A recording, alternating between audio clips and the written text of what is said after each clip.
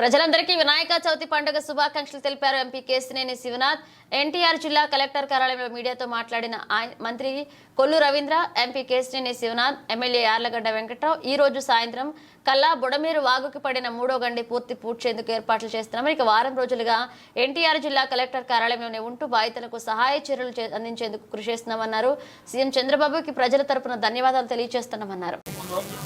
వినాయక చవితి సందర్భంగా కూడా మన ముఖ్యమంత్రి గౌరవనీయులు నారా చంద్రబాబు నాయుడు గారు ఇక్కడే బస్సులో ఉండి కూడా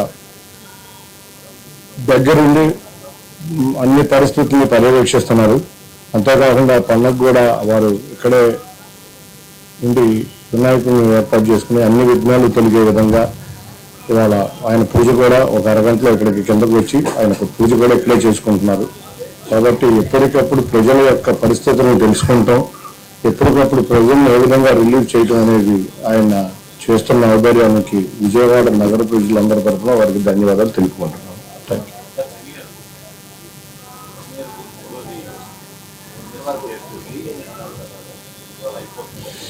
ఎట్టి పరిస్థితుల్లో సాయంత్రానికి 3వ బ్రిడ్జ్ బుడమేరులో ఉన్న 3వ బ్రిడ్జ్ కూడా పనులన్నీ పూర్తయినాయి. ఓన్లీ బెడ్ స్ట్రెంథనింగ్ పనులు జరుగుతున్నాయి.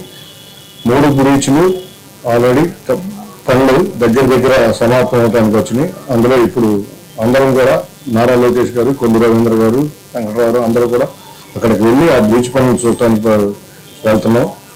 సాయంత్రానికి ఉన్న 3 బ్రిడ్జ్లు పూర్తయి బంద్ కూడా స్ట్రెంథన్ కూడా పూర్తవుతుంది.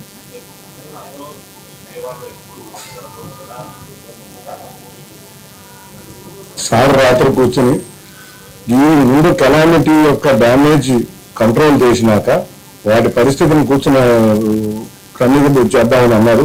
తప్పకుండా విజయవాడకి ఎటువంటి ముప్పు లేకుండా ఫర్దర్గా విజయవాడకి ఎంత వరద వచ్చినా కూడా ఎటువంటి ముప్పు లేని విధంగా వాళ్ళ విజయవాడనే చాలా ఇరిగేషన్ డిపార్ట్మెంట్తో రివ్యూ చేయడం జరిగింది. తప్పకుండా ఎటువంటి పరిస్థితుల్లోనూ ఎంత వరద వచ్చినా కూడా విజయవాడ ఇహ ముప్పు అనేది ఉండదు.